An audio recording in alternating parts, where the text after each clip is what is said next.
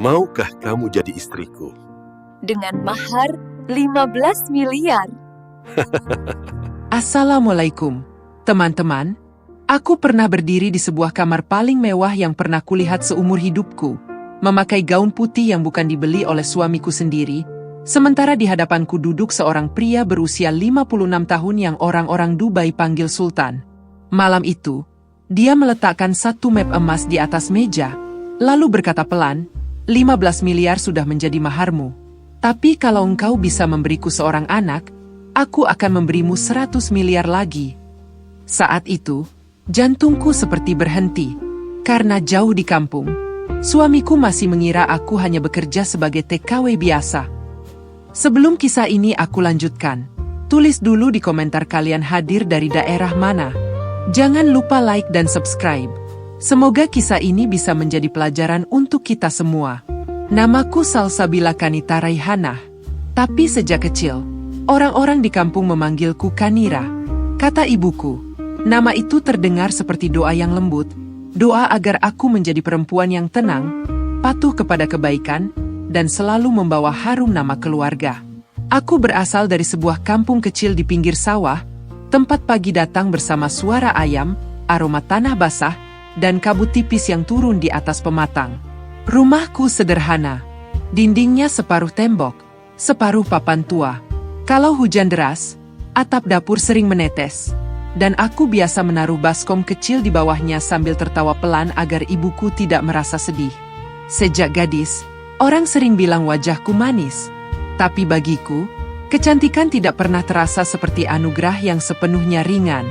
Kadang ia membuat orang memuji, kadang membuat orang menilai tanpa mengenal.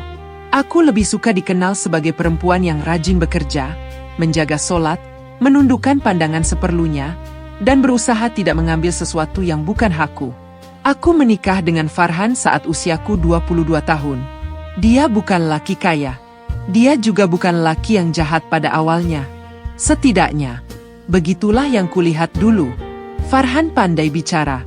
Dia tahu cara membuatku percaya bahwa hidup susah bisa dilalui asal kami saling menggenggam. Dia pernah berkata kepadaku, Kanira, aku belum punya apa-apa, tapi aku janji akan membuatmu hidup tenang. Aku percaya, karena perempuan yang sedang mencintai, seringkali lebih mudah percaya pada janji daripada melihat kenyataan. Tahun pertama pernikahan kami berjalan seperti pagi yang hangat.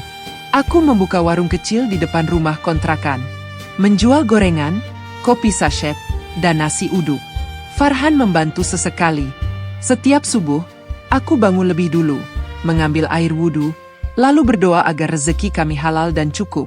Setelah itu, aku menanak nasi, mengiris bawang, dan menunggu pembeli pertama datang. Tidak banyak yang kami punya. Tapi waktu itu aku merasa cukup. Kalau ada untung lebih, aku sisihkan sedikit untuk ibuku, sedikit untuk sedekah di kotak masjid, dan sedikit untuk tabungan. Aku pernah berpikir, mungkin bahagia memang sesederhana melihat suami makan lahap setelah pulang bekerja. Namun perlahan, Farhan berubah. Awalnya dia sering pulang malam. Katanya ada urusan proyek. Lalu dia mulai jarang membawa uang. Katanya pembayaran tertunda. Kemudian beberapa orang asing datang ke rumah, bicara dengan suara berat, membawa kertas tagihan, menyebut angka-angka yang membuat kakiku lemas. 20 juta, 50 juta, 100 juta. Aku tidak mengerti dari mana semua itu berasal. Ketika kutanya, Farhan hanya berkata, aku pinjam untuk usaha, nanti balik modal. Kamu jangan banyak tanya. Tapi usaha yang dia maksud tidak pernah kulihat. Yang kulihat hanya wajahnya makin kusut, suara makin tinggi, dan rumah kami makin sering diketuk orang-orang yang menagih utang. Aku masih mencoba menjadi istri yang sabar. Aku menahan marah, menyiapkan makan, dan setiap malam berdoa agar Farhan kembali menjadi lelaki yang dulu ku kenal. Aku percaya, dalam rumah tangga, sabar bukan berarti diam tanpa batas. Tapi saat itu, aku belum punya keberanian untuk berkata cukup. Suatu sore, setelah hujan turun deras, Farhan pulang dengan wajah pucat. Bajunya basah, tangannya gemetar. Dia duduk di kursi plastik depan warung, lalu berkata tanpa menatapku, Kanira, Kita harus bayar utang 230 juta dalam 3 bulan. Aku hampir menjatuhkan gelas yang sedang kupegang. 230 juta. Suaraku lirih. Dari mana kita punya uang sebanyak itu, Mas? Farhan mengusap wajahnya. Ada jalan. Kamu kerja ke luar negeri. Aku terdiam. Angin sore terasa dingin, tapi dadaku lebih dingin lagi. Jadi TKW?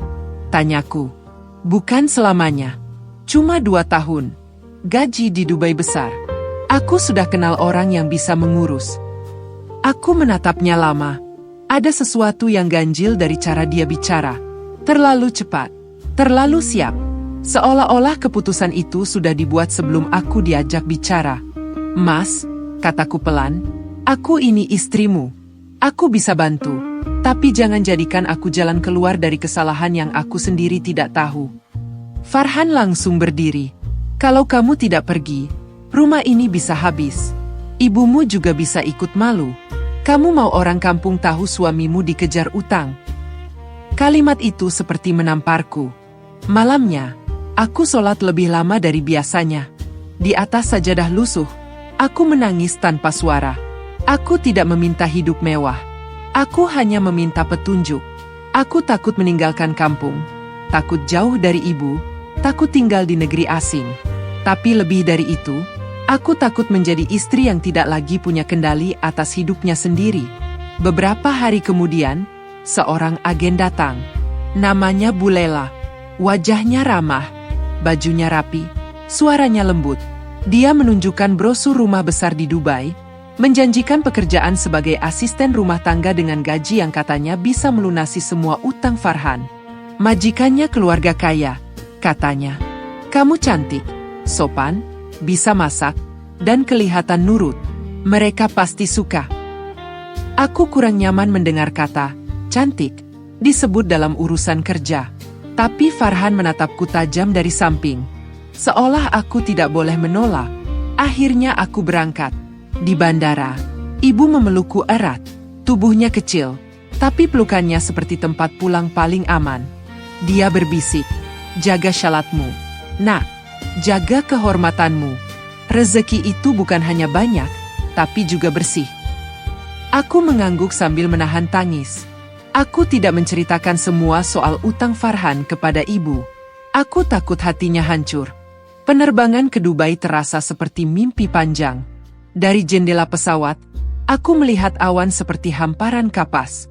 Aku berpikir, mungkin setelah ini hidupku akan membaik. Aku akan bekerja baik-baik, mengirim uang, melunasi utang, lalu pulang. Aku masih berharap Farhan menjemputku dengan wajah menyesal. Lalu kami memulai semuanya dari awal. Saat tiba di Dubai, panasnya udara langsung menyentuh wajahku. Gedung-gedung tinggi berdiri seperti benda dari masa depan. Mobil-mobil mewah melintas tanpa suara kasar. Semua tampak rapi, bersih, dan jauh dari kampungku yang berdebu. Aku dibawa ke sebuah rumah besar yang lebih mirip istana. Gerbangnya tinggi, lantainya mengkilap, lampunya menggantung seperti bintang. Di sana aku bertemu dengan beberapa pekerja dari berbagai negara. Ada yang dari Filipina, India, Ethiopia, dan Indonesia. Mereka menyambutku dengan senyum hati-hati. Senyum orang-orang yang sudah tahu bahwa rumah besar tidak selalu berarti hati penghuninya lapang. Majikanku bernama Sultan Harits bin Rafiq Al-Fayez. Sebenarnya dia bukan raja negara. Tapi orang-orang memanggilnya Sultan karena kekayaannya, pengaruhnya, dan cara hidupnya yang seperti penguasa. Usianya 56 tahun. Rambutnya mulai memutih di bagian samping. Wajahnya tenang, matanya tajam namun sedih. Dia seorang duda. Istrinya meninggal beberapa tahun sebelumnya. Dan katanya, sejak itu rumah besar tersebut seperti kehilangan suara. Aku bekerja di bagian dapur dan ruang makan. Rutinitasku jelas. Bangun sebelum subuh, membersihkan diri, sholat, lalu membantu menyiapkan sarapan. Aku menjaga jarak dengan laki-laki di rumah itu. Aku berbicara seperlunya. Kalau ada makanan sisa yang masih baik, aku meminta izin untuk membaginya kepada sopir atau pekerja kebun. Bagiku, di negeri asing pun, kebaikan kecil tetap bisa menjadi pegangan agar hati tidak kering. Bulan pertama berjalan cukup tenang. Gajiku masuk. Aku kirim hampir semuanya ke Farhan. Dia membalas dengan pesan singkat, "Kurang. Utang belum turun banyak." Aku membaca pesan itu di kamar kecilku. Rasanya seperti ada batu diletakkan di dada. Tidak ada kabar rindu. Tidak ada pertanyaan apakah aku sehat. Tidak ada doa. Hanya kata kurang. Meski begitu, aku tetap bekerja. Aku menghibur diri dengan rutinitas. Setiap malam, aku mencatat pengeluaran dan kiriman uang di buku kecil. Aku menempel foto ibu di dekat lemari. Aku juga mulai menghafal jalan menuju musyalah kecil di area pekerja. Di sana, aku sering bertemu seorang perempuan Indonesia bernama Mbak Marwah. Dia lebih tua dariku, sudah 8 tahun bekerja di Timur Tengah. Suatu malam, setelah sholat, Mbak Marwah berkata, "Kanira, di sini kamu harus kuat. Jangan mudah percaya pada senyum orang kaya. Tapi jangan juga mengira semua orang kaya jahat. Yang penting, kamu pegang prinsip." Aku mengangguk. Aku tidak tahu. Nasihat itu akan menjadi pagar pertama sebelum badai besar datang. Badai itu datang pada bulan ketiga. Hari itu aku sedang menata gelas di ruang makan utama ketika seorang perempuan muda berwajah tegas masuk bersama 2 pria berpakaian resmi. Namanya Laila, keponakan Sultan Harits. Sejak awal, dia tidak menyukaiku. Mungkin karena Sultan Harits beberapa kali memuji masakanku, atau karena dia melihatku sebagai pekerja asing yang terlalu diperhatikan. Dia menatapku dari ujung kepala sampai kaki, lalu berkata dalam bahasa Inggris yang pelan namun menusuk, "Kamu terlalu sering berada di dekat pamanku." Aku menunduk sopan. "Saya hanya bekerja, Nona." Dia mendekat. "Di rumah ini, pekerja harus tahu tempat." Aku ingin menjawab, tapi kutahan. Aku ingat pesan ibu, menjaga lisan adalah bagian dari menjaga diri. Aku memilih diam, lalu kembali ke dapur. Namun malamnya, aku dipanggil ke ruang kerja Sultan Harits. Ruang itu luas, penuh rak buku, aroma kayu mahal, dan cahaya kuning yang hangat. Sultan Harits duduk di balik meja besar. Di hadapannya ada map berwarna krem. "Kanira," katanya pelan, "aku ingin bicara sesuatu yang tidak biasa." Aku berdiri kaku. "Apakah saya melakukan kesalahan, Tuan?" Dia menggeleng. "Tidak, justru karena kamu berbeda."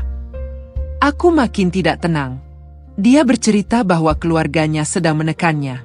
Harta, perusahaan, nama besar, semuanya menjadi perebutan.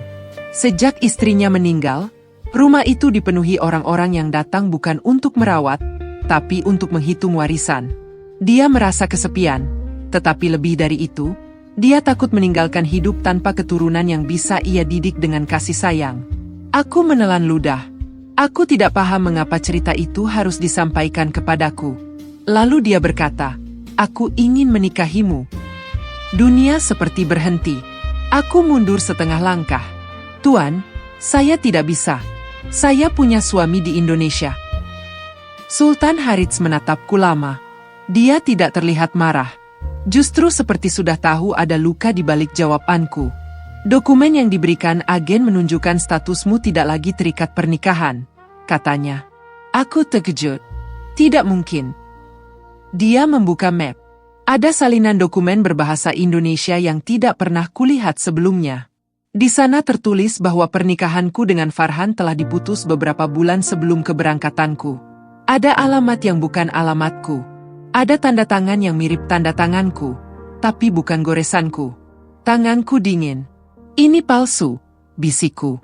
Atau, aku tidak pernah diberitahu. Sultan Harits berdiri, lalu memberi jarak. "Aku tidak akan menyentuh hidupmu tanpa kepastian. Tapi aku menawarkan perlindungan. Jika engkau bersedia menikah denganku sampai kontrak kerjamu selesai, aku akan memberimu mahar 15 miliar rupiah. Setelah kontrak kerja itu berakhir, engkau bebas memilih tinggal atau pergi." Aku hampir tidak bisa bernapas. 15 miliar. Angka itu terlalu besar untuk perempuan sepertiku. Dengan uang itu, utang Farhan lunas. Rumah ibu bisa diperbaiki. Aku bisa membangun usaha. Aku bisa bebas dari ketukan penagih utang dan pesan-pesan kasar yang selalu datang malam-malam. Tapi ada suara lain di dalam diriku. Suara yang bertanya, apakah kemiskinan boleh membuatku melangkah ke tempat yang belum jelas? Apakah luka boleh menjadi alasan untuk menerima sesuatu tanpa memahami akibatnya? Aku meminta waktu. Malam itu aku tidak tidur. Aku duduk di tepi ranjang, memandangi lampu kota Dubai dari jendela kecil kamar pekerja. Kota itu berkilau seperti janji, tapi hatiku gelap seperti sumur. Aku mengirim pesan kepada Farhan. Mas, apa benar ada surat cerai yang kamu urus tanpa aku tahu? Pesan itu terbaca. Lama sekali tidak dibalas. Lalu jawabannya datang singkat. Jangan bahas itu. Fokus kerja. Kirim uang. Aku menggigil. Untuk pertama kalinya, aku merasa Farhan bukan hanya berutang. Dia menyembunyikan sesuatu yang jauh lebih besar dari utang. Besoknya, aku mencari bantuan. Dengan ditemani Mbak Marwah, aku menghubungi pihak yang bisa menjelaskan dokumen dan statusku. Prosesnya tidak sebentar. Ada panggilan, ada pemeriksaan, ada rasa malu, ada takut. Aku takut kalau ternyata aku masih sah sebagai istri Farhan. Aku takut kalau semua ini jebakan. Aku takut kalau aku akan dipulangkan tanpa uang dan tanpa harga diri. Sambil menunggu, aku memperbanyak doa. Aku tidak meminta agar Sultan Harits memilihku. Aku hanya meminta agar kebenaran dibuka, meski pahit. Di sela pekerjaan, aku berusaha tetap amanah. Piring tetap kucuci bersih. Makanan tetap kusajikan tepat waktu. Aku tidak ingin kegelisahanku membuatku lalai pada tugas. 3 hari kemudian, jawaban itu datang. Farhan memang telah mengurus perpisahan dengan cara yang licik. Dia menggunakan alamat lama, membuatku tidak menerima pemberitahuan, lalu menyembunyikan semuanya agar aku tetap merasa wajib mengirim uang sebagai istri. Lebih menyakitkan lagi, sebagian utang yang dia sebut sebagai utang usaha ternyata bukan untuk rumah tangga kami. Dia memakai namaku dalam beberapa pinjaman, lalu menjadikan keberangkatanku sebagai cara melunasi kesalahannya. Aku membaca keterangan itu dengan mata kabur. Rasanya seperti jatuh dari tempat tinggi, tapi tidak ada yang menangkap. Aku marah. Sangat marah. Tapi kemarahanku tidak meledak dalam teriakan. Ia mengendap menjadi gemetar di tangan, sesak di dada, dan air mata yang terus turun saat aku bersujud. Aku merasa bodoh. Aku merasa dipakai. Aku merasa selama ini kesabaranku dijadikan tali untuk mengikat leherku sendiri. Sore itu, Sultan Harits memanggilku lagi. Dia tidak memaksa. Dia hanya berkata, "Sekarang engkau tahu sebagian kebenarannya. Keputusan tetap milikmu." Aku menatap pria itu. Dia jauh lebih tua dariku. Hidupnya seperti langit yang tidak mungkin kugapai. Aku tidak mencintainya. Tidak saat itu. Tapi aku melihat sesuatu yang tidak pernah lagi kulihat pada Farhan. Penghormatan terhadap pilihanku. Apa yang Tuan inginkan dariku sebenarnya? Tanyaku. Dia menjawab, kejujuran, ketenangan, dan mungkin kesempatan untuk memiliki keluarga lagi. Aku diam lama. Akhirnya, dengan suara yang nyaris hilang, aku berkata, "Saya bersedia. Tapi saya punya syarat. Semuanya harus jelas. Tidak ada paksaan. Tidak ada rahasia yang merendahkan saya. Saya ingin menjaga ibadah saya, kehormatan saya, dan saya ingin sebagian mahar dikirim untuk menyelesaikan utang yang memakai nama saya." Sultan Harits mengangguk. Aku setuju. Pernikahan itu berlangsung sederhana, tertutup, dan sangat asing bagiku. Tidak ada ibu di sampingku. Tidak ada tetangga.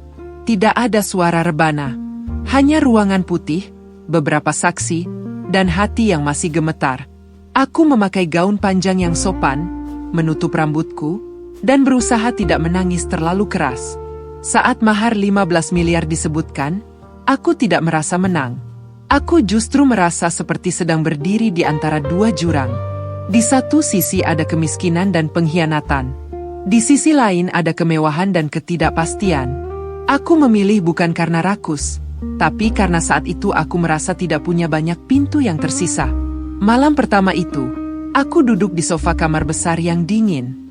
Kamar itu indah, tapi aku merasa kecil di dalamnya. Sultan Harits tidak mendekat secara menakutkan.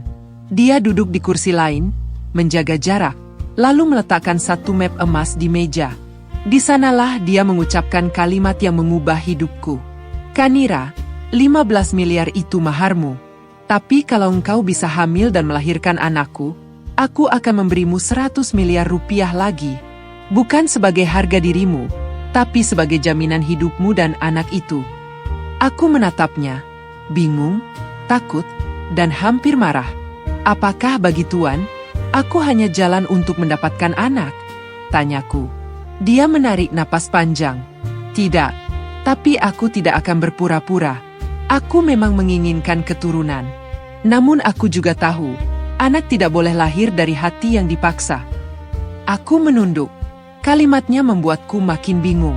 Karena ia menawarkan uang yang bisa menyelamatkan hidupku. Tapi di saat yang sama, ia memberi ruang untuk menolak.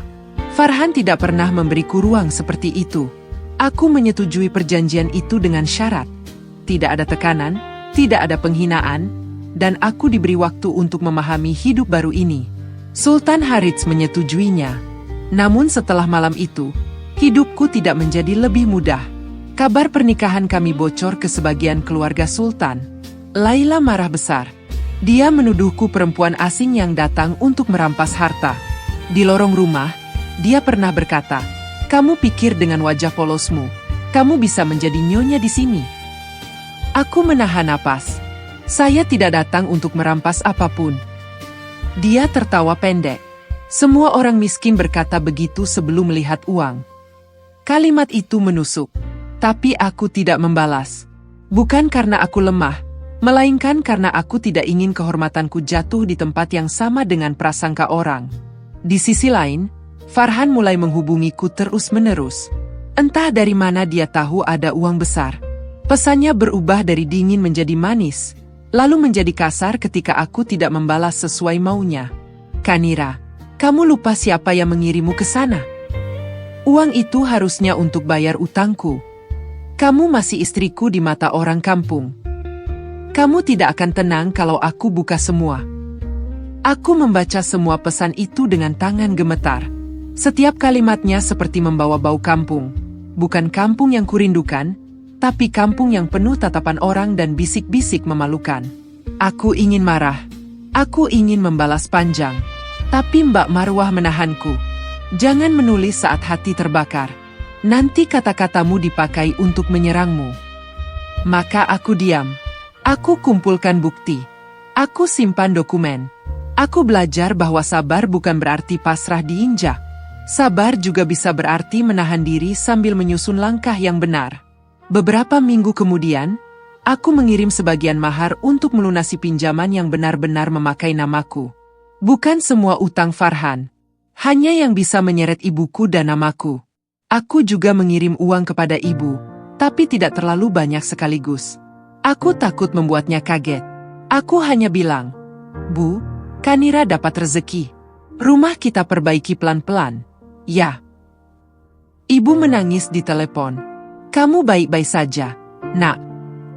Pertanyaan itu membuat dadaku pecah. Aku ingin berkata, "Tidak, Bu, aku tidak baik-baik saja. Aku tinggal di rumah megah tapi sering merasa sendirian. Aku punya suami baru yang penuh hormat. Tapi hatiku masih terluka oleh suami lama. Aku punya uang banyak, tapi tidurku tidak selalu tenang. Namun yang keluar dari mulutku hanya, 'Doakan Kanira kuat.'" Hari-hari berikutnya berjalan seperti kain yang ditarik dari dua arah.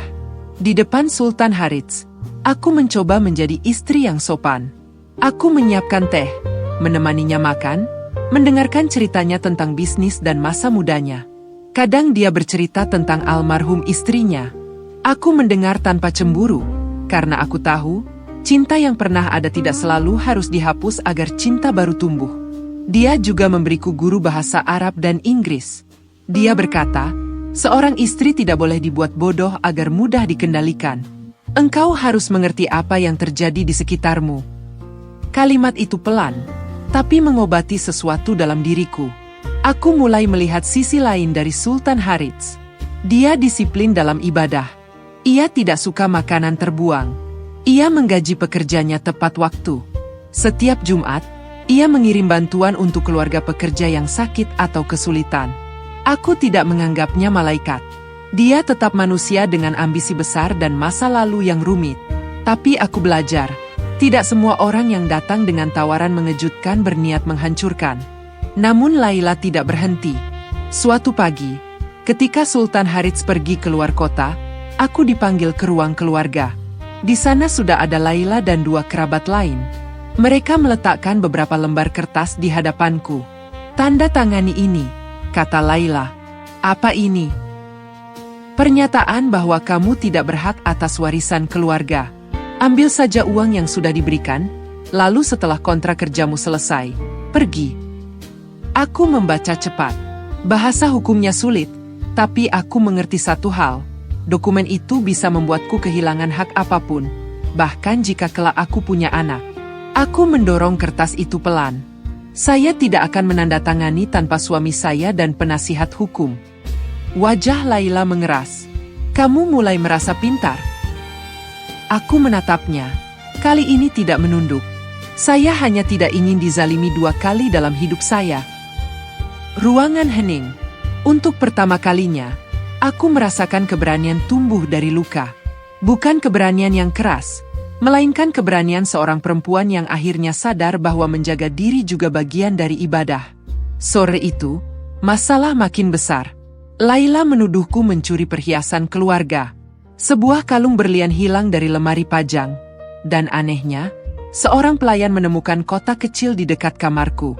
Aku nyaris pingsan saat melihatnya. "Itu bukan milik saya," kataku. Laila tersenyum tipis. "Tentu saja kamu akan bilang begitu." Aku dibawa ke ruang keamanan. Kamera diperiksa. Para pekerja menatapku dengan kasihan dan takut. Aku duduk di kursi, memegang tasbih kecil pemberian ibu, mengulang doa dalam hati. Aku tahu aku tidak mengambil apapun, tapi aku juga tahu, kebenaran kadang butuh waktu untuk menemukan pintunya. Sultan Harits pulang malam itu juga. Wajahnya tegang. Dia melihatku duduk sendirian, lalu bertanya kepada semua orang, "Siapa yang menuduh istriku tanpa bukti lengkap?" Laila langsung bicara cepat, tapi Sultan Harits mengangkat tangan, meminta rekaman kamera diputar ulang. Di layar, terlihat seorang pria staf keamanan memasuki lorong dekat kamarku. Dia meletakkan sesuatu di pot tanaman, lalu pergi. Beberapa menit kemudian, pelayan lain datang dan menemukan kotak itu. Setelah diperiksa lebih jauh, staf keamanan itu ternyata menerima uang dari seseorang yang dekat dengan Laila. Laila pucat. Aku tidak berteriak. Aku tidak memaki. Air mataku turun begitu saja. Bukan karena takut lagi, tetapi karena akhirnya ada orang yang melihat kebenaran sebelum aku hancur. Sultan Harits menatap keluarganya dengan suara rendah. "Kalian boleh tidak menyukai pilihanku, tapi kalian tidak boleh menghina perempuan yang aku lindungi." Malam itu, aku menangis lama di kamar.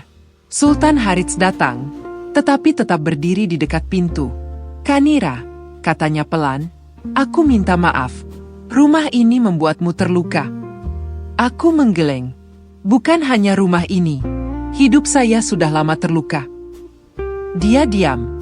Lalu untuk pertama kalinya, aku menceritakan semuanya. Tentang Farhan, tentang warung kecil, tentang utang, tentang ibu, tentang rasa bodoh karena terlalu percaya, tentang bagaimana aku setuju menikah bukan karena hatiku siap, tapi karena aku takut pulang tanpa jalan keluar. Sultan Harits mendengarkan sampai selesai. Setelah itu dia berkata, "Aku tidak ingin menjadi penjara baru bagimu. Kalau suatu hari engkau ingin pergi setelah kontrakmu selesai, pergilah dengan terhormat. Tapi selama engkau di sini, jangan biarkan siapapun membuatmu merasa murah." Kalimat itu menetap di hatiku. Sejak saat itu, perlahan hubunganku dengan Sultan Harits berubah. Tidak langsung menjadi cinta seperti dongeng. Tidak. Luka tidak sembuh hanya karena seseorang kaya berkata lembut. Aku masih sering takut. Aku masih sering curiga pada kebaikan. Tapi Sultan Harits sabar. Ia tidak memaksaku tersenyum. Ia tidak memintaku melupakan masa lalu. Ia hanya hadir, konsisten, dan menjaga batas yang pernah kusebutkan. Di sela hidup yang mulai tenang, Farhan muncul kembali seperti bayangan lama. Dia datang ke Dubai. Aku mengetahuinya saat menerima telepon dari resepsionis rumah. Ada pria Indonesia mencari aku, mengaku sebagai suamiku. Lututku lemas. Sultan Harits sedang berada di rumah. Aku menceritakan semuanya. Dia tidak marah kepadaku. Dia hanya berkata, "Kita hadapi dengan benar." Farhan masuk ke ruang tamu dengan kemeja kusut dan mata penuh perhitungan. Begitu melihatku, dia tersenyum seolah tidak pernah menghancurkan hidupku. "Kanira," katanya, "kamu makin cantik saja." Aku merasa mual mendengar suaranya. Sultan Harits duduk di sampingku. Tenang, tapi tegas. Farhan menatapnya, lalu berkata, "Dia masih istri saya." Aku menarik napas panjang. "Mas Farhan, kamu yang mengurus perpisahan itu diam-diam. Kamu yang memalsukan alamat. Kamu yang menyembunyikan dokumen. Jangan datang membawa kata istri hanya karena sekarang ada uang." Wajah Farhan berubah merah. "Kamu berani bicara begitu?" "Dulu tidak," jawabku. "Sekarang iya." Farhan tertawa sinis. "Kamu pikir orang kampung akan percaya? Mereka akan bilang kamu pergi jadi TKW lalu menikah dengan orang tua kaya. Mereka akan bilang kamu perempuan tidak tahu diri." Kalimat itu menghantam titik paling rapuh dalam diriku. Aku memang takut pada omongan orang. Aku takut ibu malu. Aku takut namaku menjadi bahan cerita di warung kopi. Tapi kemudian aku teringat semua malam ketika aku menangis sendiri. Semua uang yang kukirim tanpa ditanya kabar. Semua dokumen yang disembunyikan. Semua pinjaman atas namaku. Aku menatap Farhan dan berkata pelan, "Dulu aku hidup untuk menjaga nama baikmu. Sekarang aku hidup untuk menjaga kebenaran." Farhan mengeluarkan ancaman. Dia meminta uang dalam jumlah besar agar diam. Jika tidak, dia akan menyebarkan cerita buruk tentangku. Sultan Harits bisa saja menyuruh orang mengusirnya saat itu juga. Tapi aku menahan. "Tidak," kataku. "Saya ingin menyelesaikan ini dengan cara yang tidak membuat saya menyesal di hadapan Allah." Kami melibatkan pihak resmi. Semua bukti dibuka. Pesan, dokumen, pinjaman, pengiriman uang, pemalsuan alamat. Farhan tidak bisa lagi bersembunyi di balik suaranya yang keras. Untuk pertama kalinya, aku melihat dia kecil. Bukan kecil karena miskin, tapi kecil karena kebohongan yang selama ini ia pakai sebagai pakaian akhirnya dilucuti. Sebelum pergi, Farhan menatapku dengan mata marah. "Kamu akan menyesal." Aku menjawab, "Saya sudah menyesal pernah terlalu takut. Tapi saya tidak menyesal memilih benar." Setelah hari itu, aku jatuh sakit. Bukan sakit berat, hanya tubuhku seperti menyerah setelah terlalu lama tegang. Aku demam, kehilangan selera makan, dan sering menangis tanpa sebab. Sultan Harits memanggil dokter, tapi yang paling menyembuhkan justru ketika ibu akhirnya datang ke Dubai. Ya, Sultan Harits mengurus kedatangan ibu tanpa membuatnya merasa dibeli. Ia mengundang ibu sebagai tamu terhormat. Saat ibu masuk ke kamarku, aku langsung memeluknya dan menangis seperti anak kecil. "Bu, Kanira capek," kataku. Ibu mengusap kepalaku. "Tidak apa-apa capek, Nak. Yang penting jangan menyerah menjadi orang baik."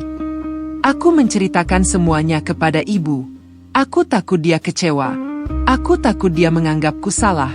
Tapi ibu hanya mendengarkan, lalu berkata, "Hidup kadang membawa kita ke jalan yang tidak kita mengerti. Tapi selama kamu terus mencari yang benar, menjaga ibadah, dan tidak sengaja menyakiti orang, ibu tetap memelukmu." Kalimat itu membuatku bernapas lagi. Beberapa bulan berlalu, kontrak kerjaku hampir habis. Itu berarti sesuai perjanjian awal, aku boleh pergi.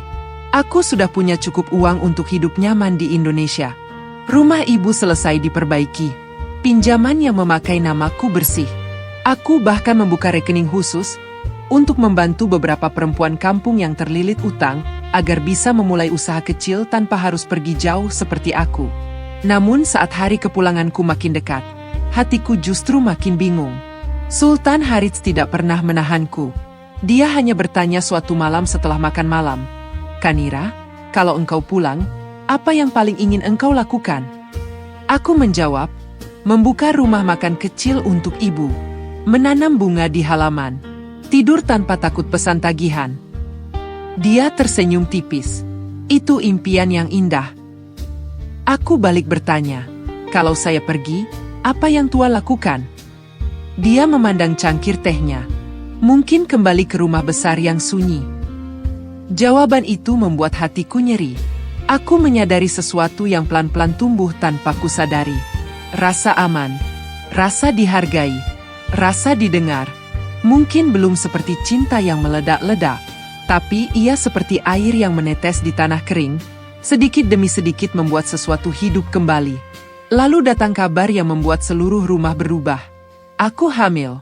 Saat dokter menyampaikan itu, aku terdiam lama. Sultan Harits juga diam. Matanya berkaca-kaca. Tidak ada teriakan bahagia berlebihan. Tidak ada pesta seketika. Hanya sunyi yang penuh syukur. Aku memegang perutku yang masih rata, lalu menangis. Bukan karena uang 100 miliar. Anehnya, pada saat itu angka itu justru terasa jauh. Yang terasa dekat adalah rasa takut menjadi ibu, rasa haru karena ada kehidupan kecil dipercayakan kepadaku, dan rasa syukur karena setelah sekian banyak luka, tubuh dan hatiku masih diberi kesempatan untuk mencintai. Sultan Harits menepati janjinya. Ia menyiapkan dana 100 miliar bukan untuk membuatku tunduk, tapi dalam bentuk perlindungan hukum untukku dan anak kami. Namun aku meminta satu hal. Saya tidak ingin uang ini membuat saya lupa diri, kataku. Sebagian harus menjadi jalan kebaikan. Untuk pendidikan, untuk pekerja yang jauh dari keluarga, dan untuk perempuan yang butuh pertolongan. Sultan Harits menatapku lama, lalu mengangguk. Itulah mengapa aku memilihmu. Kehamilanku tidak mudah. Laila, meski sudah tidak berani menyerang langsung, masih menyimpan dingin di matanya. Beberapa keluarga Sultan mulai berubah sikap, bukan karena menyukaiku, tapi karena anak dalam kandunganku mengubah peta warisan. Aku kembali menjadi pusat bisik-bisik. Namun kali ini aku tidak sendirian. Ibu tinggal beberapa bulan menemaniku. Mbak Marwah sering datang membawa makanan Indonesia. Sultan Harits mengurangi perjalanan bisnisnya. Setiap pagi, aku berjalan pelan di taman rumah, mendengar burung, membaca doa-doa pendek, dan berbicara kepada anakku. Nak, bisikku, kamu tidak lahir dari ambisi semata. Kamu lahir setelah ibumu belajar memilih harga diri. Semakin dekat waktu melahirkan, semakin sering aku memikirkan Farhan. Bukan dengan rindu, tapi dengan rasa aneh. Dulu aku ingin dia hancur agar rasa sakitku terbayar. Namun setelah hidupku membaik, aku sadar, menyimpan dendam terlalu lama hanya membuat masa lalu tetap tinggal di kamar yang sama denganku. Aku tidak membenarkan perbuatannya. Aku tidak ingin kembali. Aku juga tidak ingin melupakan pelajaran pahit itu. Tapi aku memilih melepaskan dendam. Dalam doaku, aku hanya berkata, semoga dia diberi kesadaran sebelum hidupnya habis untuk menipu orang lain. Anakku lahir pada malam yang tenang. Bayi laki-laki kecil dengan tangis kuat. Sultan Harits menangis saat menggendongnya. Ibu mencium keningku. Aku lelah, tapi hatiku penuh. Kami memberinya nama Rayyan Harits Amani. Nama yang bagiku berarti pintu harapan, keberanian, dan kedamaian. Saat pertama kali mendengar tangisnya, semua uang, semua istana, semua konflik, semua hinaan, tiba-tiba terasa jauh. Yang ada hanya aku, anakku, ibuku, dan seorang lelaki yang dulu kutakuti karena tawarannya, tetapi kini berdiri di sampingku dengan mata penuh tanggung jawab. Beberapa minggu setelah kelahiran Rayyan, aku meminta Sultan Harits membawaku pulang ke Indonesia. Bukan untuk tinggal selamanya, tapi untuk menatap masa laluku tanpa takut. Kami pulang dengan sederhana. Tidak ada rombongan besar. Aku memakai pakaian biasa. Ibu menggandeng tanganku. Ketika mobil berhenti di depan rumah yang dulu bocor, aku menangis. Rumah itu kini rapi, tapi aroma kampungnya tetap sama. Bau tanah, suara anak-anak, dan angin sawah yang membuat dadaku hangat. Orang-orang tentu berbisik. Ada yang kagum, ada yang iri, ada yang pura-pura ramah. Ada juga yang menatapku seperti cerita buruk yang ingin mereka percaya. Aku tidak menjelaskan kepada semua orang. Aku hanya mengundang beberapa tetangga, memberi makan, dan meminta ibu membagikan bantuan untuk anak yatim serta keluarga yang kesulitan. Bukan untuk pamer, tapi karena aku tahu rasanya menjadi orang yang tidak punya jalan keluar. Di hari itu, seorang perempuan muda datang menemuiku. Wajahnya lelah, matanya sembab. Dia berkata suaminya berutang dan memaksanya pergi bekerja ke luar negeri lewat agen yang tidak jelas. Aku memegang tangannya. Jangan tanda tangan apapun saat kamu takut. Minta pendamping. Periksa dokumen. Jangan biarkan kesusahan membuatmu kehilangan hak atas dirimu. Dia menangis. Saat itu aku mengerti. Mungkin semua luka yang kualami tidak sia-sia jika bisa menjadi lampu kecil bagi orang lain. Aku juga membuka rumah makan kecil untuk ibu, persis seperti impianku. Namanya Dapur Kanira Amanah. Di sana, siapapun boleh makan dengan harga terjangkau. Setiap Jumat, ada porsi gratis untuk orang yang membutuhkan. Aku tidak ingin kekayaan membuatku jauh dari dapur, karena dari dapurlah aku dulu belajar bahwa rezeki yang baik bukan hanya yang masuk ke rumah, tapi juga yang keluar untuk menolong orang. Hubunganku dengan Sultan Harits semakin hangat. Aku tidak memanggilnya Tuan lagi. Aku memanggilnya Harits, dengan hormat dan rasa sayang yang tumbuh perlahan. Dia tidak sempurna. Aku pun tidak. Tapi kami belajar membangun rumah tangga dengan kejujuran. Jika ada masalah, kami bicara. Jika ada keputusan besar, kami musyawarah. Jika hati mulai keras, kami mengambil wudhu, diam sebentar, lalu kembali dengan kepala lebih dingin. Aku bahagia bukan karena menjadi istri orang kaya. Aku bahagia karena akhirnya aku tidak lagi menjadi perempuan yang hidup dari rasa takut. Aku bahagia karena ibuku bisa tersenyum tanpa menyembunyikan cemas. Aku bahagia karena anakku tumbuh dalam rumah yang tidak dipenuhi bentakan. Aku bahagia karena uang yang dulu hampir membuatku kehilangan arah, kini menjadi jalan untuk membantu banyak orang. Dan yang paling penting, aku bahagia karena aku belajar bahwa kehormatan perempuan tidak ditentukan oleh fitnah orang, masa lalu yang pahit, atau angka mahar yang disebutkan di depan saksi. Kehormatan itu dijaga oleh pilihan-pilihan sulit yang tetap berusaha dekat dengan kebenaran. Kadang, saat malam Dubai kembali berkilau di balik jendela, aku mengingat diriku yang dulu. Kanira yang duduk di kamar pekerja, menggenggam ponsel, menunggu pesan suami yang tidak pernah bertanya kabar. Kanira yang takut pada utang, takut pada malu, takut pada masa depan. Aku ingin memeluk perempuan itu dan berkata, "Bertahanlah sebentar lagi. Suatu hari, kamu akan mengerti mengapa kamu harus melewati badai itu." Untuk kalian yang sedang mendengar kisahku, mungkin hidup kalian tidak sama denganku. Mungkin kalian tidak pergi ke Dubai. Mungkin kalian tidak bertemu Sultan. Mungkin kalian tidak pernah melihat map emas berisi janji miliaran. Tapi barangkali kalian tahu rasanya dikhianati, dipaksa kuat, dianggap tidak punya pilihan, atau disalahkan atas luka yang dibuat orang lain. Percayalah, hidup tidak selalu berubah dalam satu malam. Kadang Allah memperbaiki jalan kita pelan-pelan, lewat keberanian kecil, lewat orang baik yang datang tepat waktu, lewat kebenaran yang akhirnya terbuka, dan lewat hati yang tetap memilih bersih meski pernah sangat terluka. Jangan jadikan kesulitan sebagai alasan untuk merendahkan diri. Jangan pula jadikan harta sebagai alasan untuk lupa siapa diri kita. Bekerjalah dengan amanah. Jagalah doa. Hormati orang tua. Jangan takut meminta bantuan saat dizalimi. Dan jika suatu hari kalian diberi rezeki lebih, ingatlah untuk menoleh kepada mereka yang masih tertinggal di belakang. Semoga siapapun yang mendengar kisah ini dilancarkan rezekinya, disehatkan badannya, ditenangkan hatinya, dan dijauhkan dari orang-orang yang berniat memperdaya. Semoga rumah kalian dipenuhi keberkahan, dan semoga setelah ini kalian kembali melihat kisah lainnya di channel ini, karena mungkin ada satu cerita lagi yang akan menguatkan hati kalian. Wassalamualaikum warahmatullahi wabarakatuh.